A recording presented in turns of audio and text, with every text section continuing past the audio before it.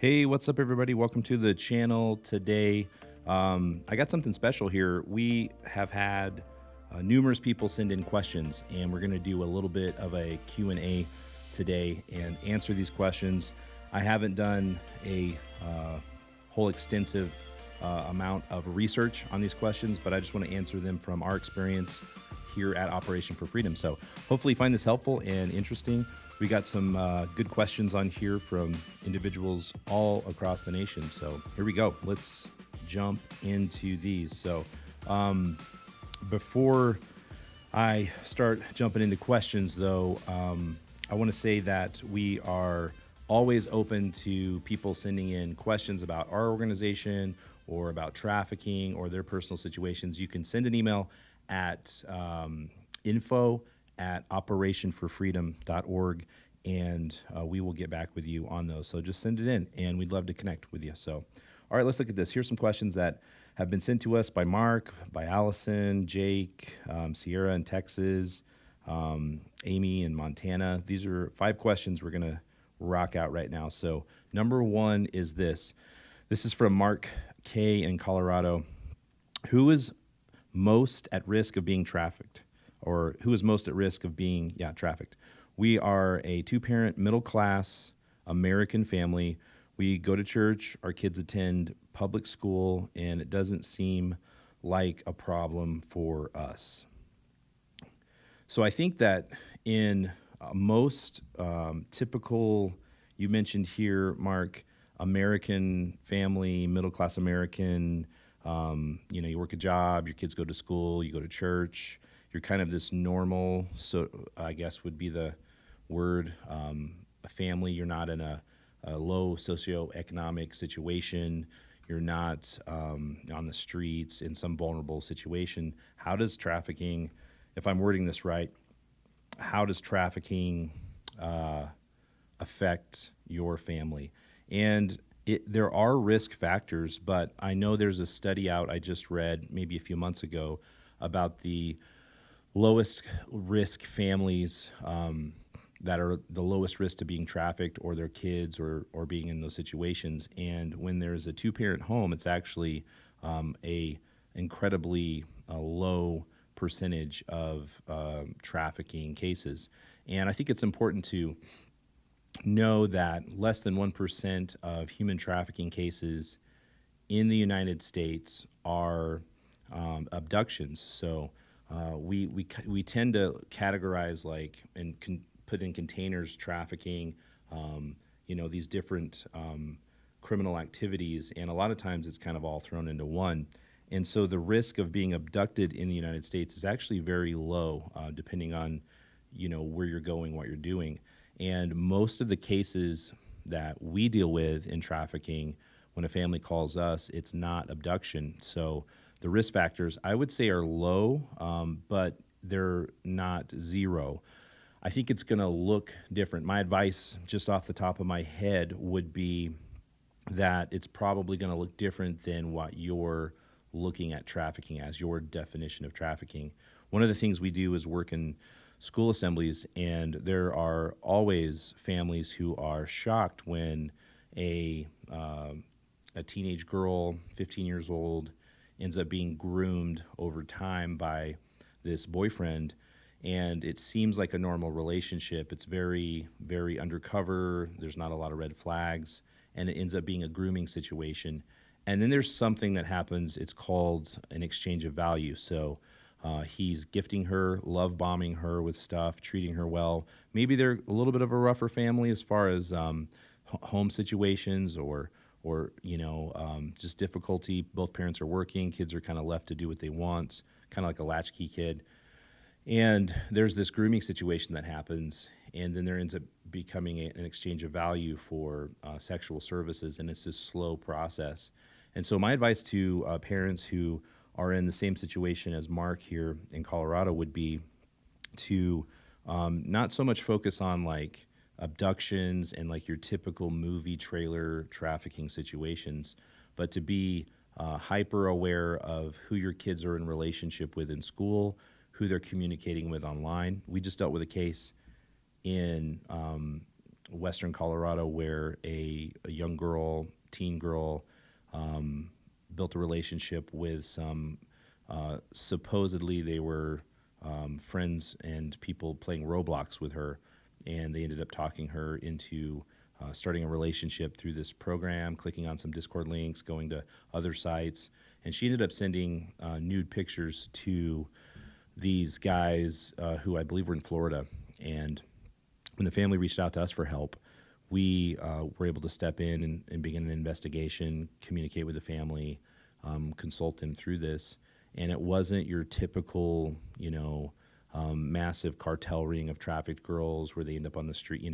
This was a grooming situation that ended up happening through Roblox. And this was a teen girl. I believe she was 14 years old. This is a while back. And that was, the big awakening or the paradigm shift in their life, that it was trafficking because their intent was to exploit this young girl by blackmailing her and saying, we're going to send these pictures to your family and friends now if you don't run away with us. That was a middle-class American family in the burbs. Kids went to public school, and it ended up looking different than what they thought. So I would say my advice is to know that the risks are low as far as the abduction side, but to be involved in your kids' lives when it comes to the internet, the games they're playing. Find some resources out there, maybe watch some of our other videos, and figure out, like, okay, how can I resource my kids? One resource I would shoot out to you is bark.us, bark.us. It's a monitoring system for your kids' phones, and it's incredible. So, all right, hope that helps. Number 2, let's check this out. What do anti-trafficking organizations actually do to stop trafficking? Okay, I see so many, and they all keep communication kind of vague as to what practical things they do. And this is from Allison P. in Florida. Well, Allison, thanks for your question. Appreciate you reaching out and asking this question. It's definitely something that I've noticed and seen in this field of human trafficking and the organizations we work with, and there's a lot of them out there. There's probably 2 reasons for this. One would be, depending on the organization, if they work in super clandestine work, they can't communicate exactly what they do practically to the public or to their donors, because that would give away some of those strategies and the work that they do. That would hinder their work. And so if a criminal network or a trafficking ring or pimps or controllers were to be able to do their research and find out exactly what they're doing, it would kind of blow their cover. I would say that would probably be one situation when it comes to why organizations are maybe a little vague on their practical aspects of it. The other would probably be, organizations usually find a target or a niche that they work in and they do well in. And so a lot of times that isn't, every trafficking organization doesn't do, they don't do point of the spear, like we kind of cliche think about kicking indoors, going into the jungle, with guns and operators, and they're working to pull victims out of trafficking situations on site, maybe working with law enforcement in operations, or doing stuff that's very risky stuff. And a lot of organizations don't do that work. I would say a majority of the organizations in the trafficking world, in the trafficking industry, anti-trafficking industry, with organizations, don't actually do that kind of work, because there's a lot of work that can be done in other areas that civilians can do, that volunteers can be a part of. And so that looks different than what we have in our mind of what a trafficking org does. And so that could be raising awareness. It could be educating people in communities. It could be starting an aftercare home. And they're connected to other organizations that send them girls. And so sometimes they don't communicate these things that you would potentially think that they are doing, because they don't do those things.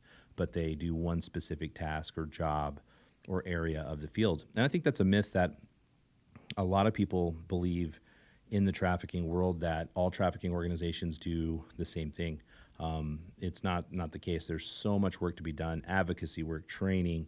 Law enforcement is probably, not probably, they are the number one organization or way to facilitate rescues.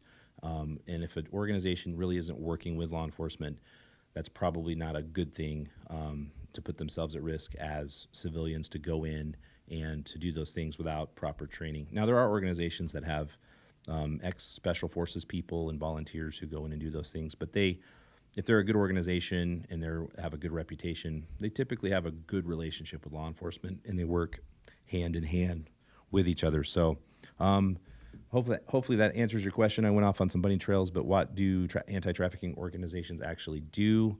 I would say the best thing you could do is just send them an email and say, hey, what's some of the practical stuff that you do to reach victims? How do you impact this field? Not how do your partners impact this field or people you partner with, but how do you impact this field? We partner with, at Operation for Freedom, we don't have rescue homes or aftercare homes. We have to partner. That's a huge financial responsibility and staffing. And so if we're in connection with or connected with a victim who needs help, we refer that out to those homes. When we get into a high-risk situation with a victim, we collaborate and partner with law enforcement to go in and do those things that we don't have a team for. And so we have partners that do a lot of stuff, but we try to communicate, hey, this is what our organization does before partnership, before we partner. And I think that's key when it comes to finding out what trafficking organizations actually do. So thanks, Allison, for the question. Number 3, here we go. What's the difference between sexual exploitation, pedophiles, and trafficking? I hear these terms a lot. That's from Jake R. in Pennsylvania. So what's the difference between sexual exploitation, pedophiles, and trafficking? Well, I mentioned this a few minutes ago. Like, we tend to compartmentalize human trafficking into what we see in the movies. And that is probably 1%, 2% of trafficking. And it's a real thing. It's a real thing that happens when there's containers full of people being, sold for trafficking purposes. There's a difference between human smuggling, getting people into different countries because they want to be citizens of that country, and human trafficking. Trafficking would be the intention to sexually exploit those people. So sexual exploitation is a term we use, and I think this is common around other trafficking organizations, where it's a term that puts a different definition in your head, because trafficking does have some negative definitions around it because of media, because of news articles, because of what we've seen on movies and TV. Trafficking tends to seem like traffic and moving people, human smuggling. And when we say sexual exploitation, it puts a different image in our mind of someone being exploited, someone being used for sexual purposes. So that's kind of the encompassing terminology that we use to try to help people get over these hurdles of like what really is going on. Now, pedophiles, this is where we can compartmentalize stuff in a bad way. Pedophilia, there are many. In fact, we're involved in a national case right now with about 60 victims. One of our team members is working with this, and it's a pedophile case, a male who had groomed a bunch of boys and with the intent to sexually exploit them, which he did. And there were exchanges of value, so it was then transferred to a trafficking case because of the exchange of value. There was a value being exchanged. There was something gained by the exploitation that happened. And that it can go that way. It can be just a pedophile case where it's just an abuser abusing someone. But if it moves into this realm of exchange of value, and there's a value being brought back, either money, um, either services or labor, or it could be just goods or drugs or whatever that may be when it's prosecuted. If it's comes under an exchange of value, then it becomes trafficking. So it can be included in, or it could be separate when it comes to that. So, and then trafficking is that force, fraud, or coercion. That's a nefarious, intent to exploit someone for money or for that value to use them sexually, to make them do sexual services, and put them out on the streets. That's trafficking. So it kind of interlinks, intermingles with each other, if that's a word, intermingle. I don't know. It kind of works together. So sexual exploitation is probably the term that we use to not use the terms trafficking, to make a clear definition of that. Thanks, Jake. Number 4 is this. We have 5 questions total, so we're almost done. How do you rescue a trafficking victim? That is a tough one. You could ask a dozen different trafficking orgs, and they would probably give you maybe something different because of what they do and how they do it. In the case of larger organizations, maybe they're based out of DC. They work in legislation and changing laws. They could say, "Hey, we rescue victims by changing laws," and then as that rolls downhill, that helps victims out of the life. They may not be a direct point of the spear. This is how we go in and rescue them. So, this is from Sierra E in Texas. Sierra, I think that that looks different case by case. If you're an organization that works in private investigation and finding missing kids, that's probably going to be a lot of prevention. Maybe they haven't been trafficked yet, and you do the investigative work and follow leads and search neighborhoods and talk to family members and find those missing kids. You may be an organization. There's a lot of great organizations that are working in strip clubs. We have some really good friends of ours who work in strip clubs in cities around America, and that's their primary focus. And a lot of these girls working in strip clubs on the side are prostituting out, or they're being prostituted out by a controller. And this is how they meet clients, is through the strip club, and that's kind of the gateway to get that clientele. And so that could be going in and building a relationship with the strip club and these girls on a regular basis. This one organization that we're friends with, this young lady, she's not a young lady, but she's a lady who is amazing at her work. She goes in and builds relationships with these girls, puts on banquets and dinners, and builds relationship with these girls, and lets them see, like, hey, there's hope out of this life, and it's a long-term process. It's a relationship building process. This is something that people always wonder, like, what does rescue look like? In our world, rescue looks like a 2 to 3, 4, 6 year process. It's not just a one-time event, but it's a process of building relationship and pulling these people out.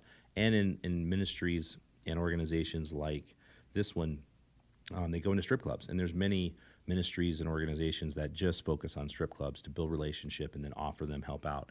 And then after that relationship is built, they take the offer of hope, and they say, yeah, I want help out of this life. I want to stop, stripping and doing the things that I do, or I want to get away from this controller, and they're able to help them and intervene because they've built that relationship. We do a lot of significant outreach on the streets of, these are girls who aren't in strip clubs, but they literally walk tracks.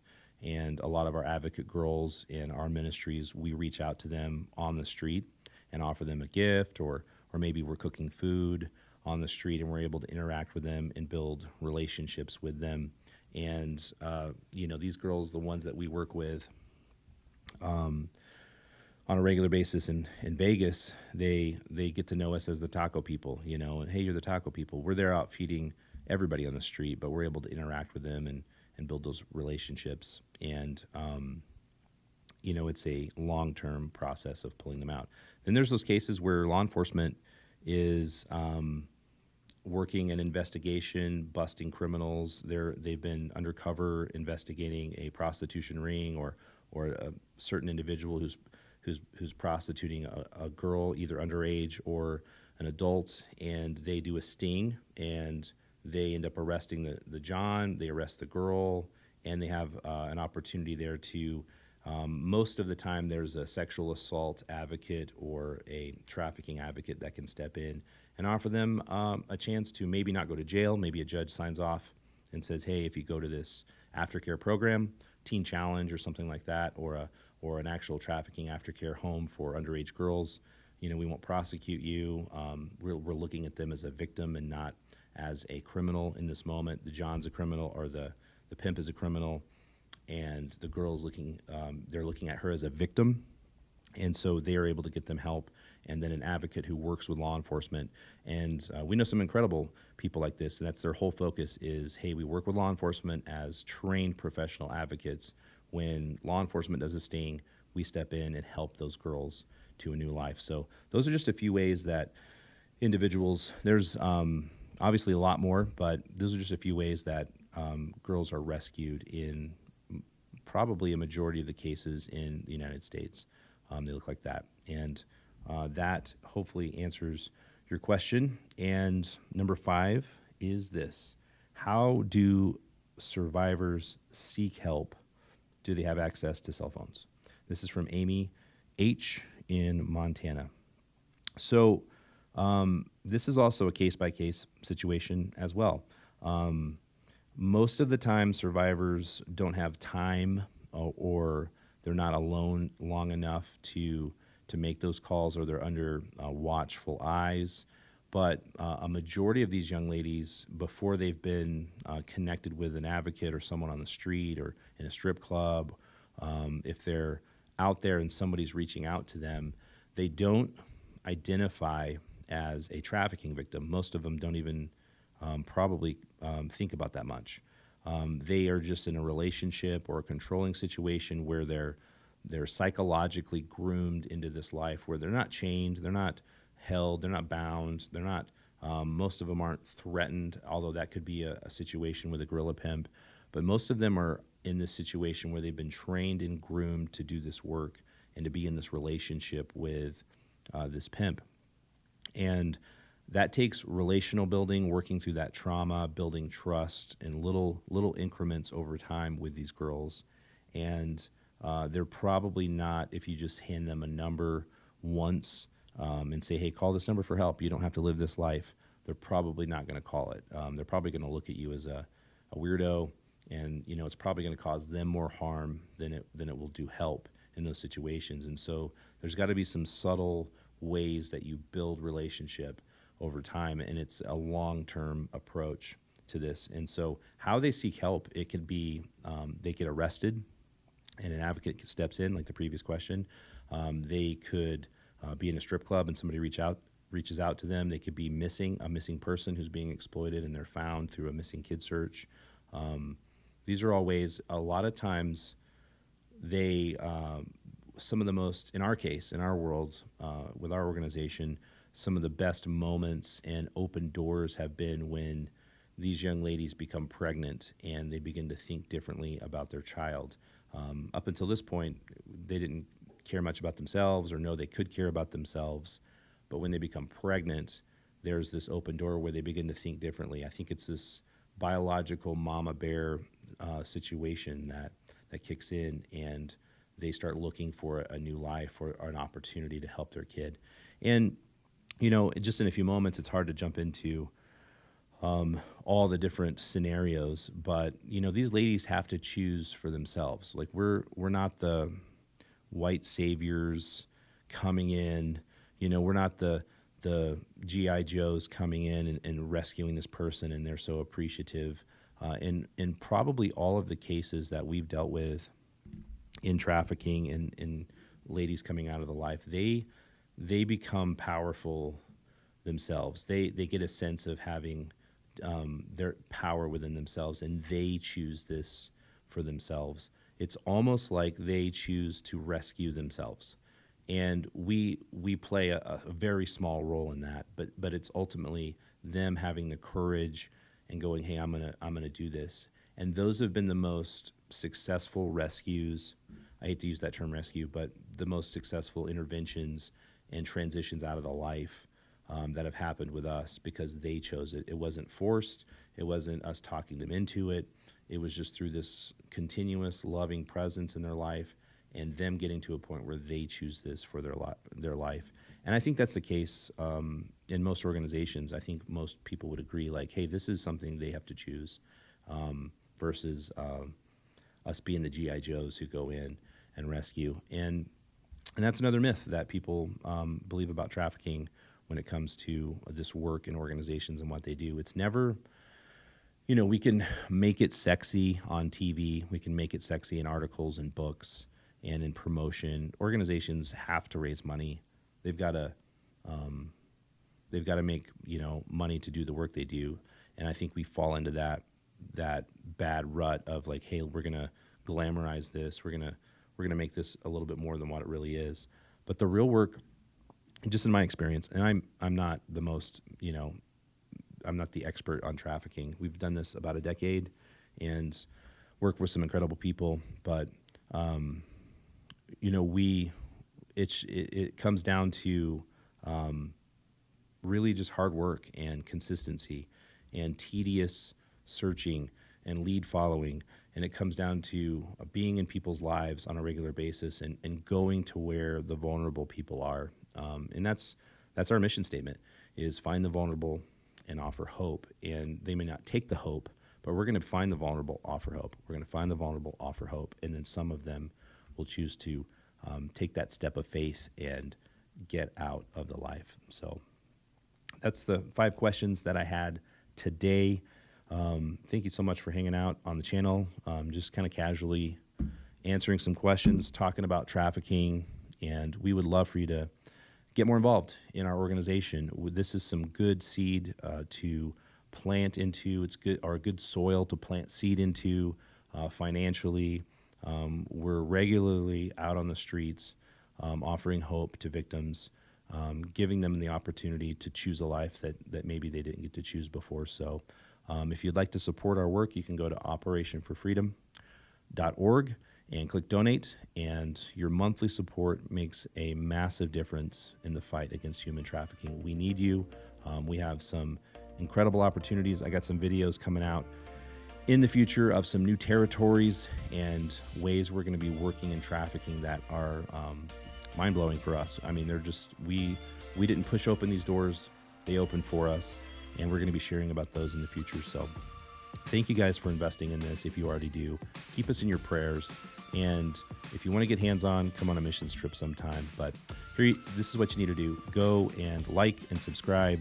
Be a part of this channel and this community. Send us an email, info@operationforfreedom.org as well, to send your questions, ask us what's up, and see how you can get more involved. So God bless you guys. And that is it. We will see you next time.